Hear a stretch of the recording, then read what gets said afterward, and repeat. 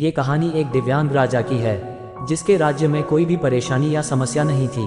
सभी लोग उस राजा से बहुत खुश थे और ऊपर वाले से धन्यवाद करते थे कि इतने अच्छे राजा को उनके जिंदगी में भेजे है। वह राजा दिव्यांग था, उसकी एक आंख नहीं थी और एक पैर नहीं था, लेकिन फिर भी राजा को इस बात का कोई मलाल नहीं था। एक दिन राजा अपने महल के गलियारे में घूमते हुए अपने पूर्वजों की लगी तस्वीर को देख रहा था और सोच रहा था कि मेरे पिताजी इतने शूरवीर थे, उनके पिताजी इतने शूरवीर थे, हमें इतने शूरवीर खानदान में जन्म लेने का मौका मिला, यह ऊपर वाले का धन्यवाद है। राजा ने सभी चित्र को देखते हुए आखिरी चित्र तक पहुंचा और फिर उस खाली जगह को देखा तो वह चिंता में पड़ गया, क्योंकि उसे मालूम था कि अब यहाँ जो तस्वीर लगेगी वह उसी की लगेगी।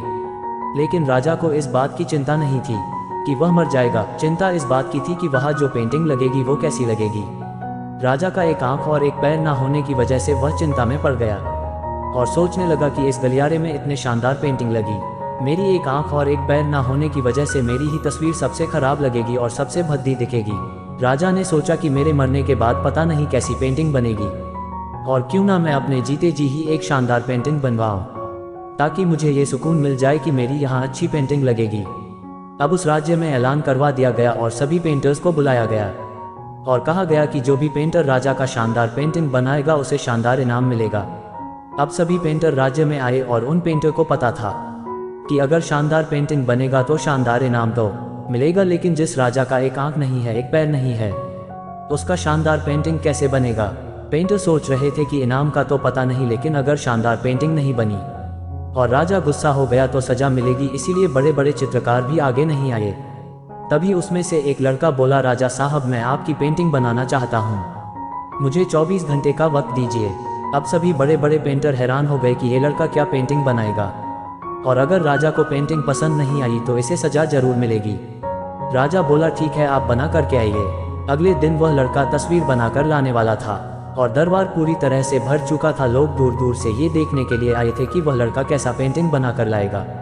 अब लड़का जब उस राजा की पेंटिंग बनाकर लाया तो लोग आश्चर्यचकित रह गए। सब लोग जोर जोर से तालियां बजाने लगे, सीटी बजाने लगे और जब राजा ने उस पेंटिंग को देखा तो वह खुश हो गया और बोला कि वाह, इससे अच्छी पेंटिंग तो इस पूरे गलियारे में नहीं है। राजा ने उस लड़के को बहुत सारा इनाम दिया। अब आप सोच रहे होंगे कि उस राजा की क्या पेंटिंग बनी होगी जिसकी एक आंख नहीं है और एक पैर नहीं है, कैसा पेंटिंग बना होगा।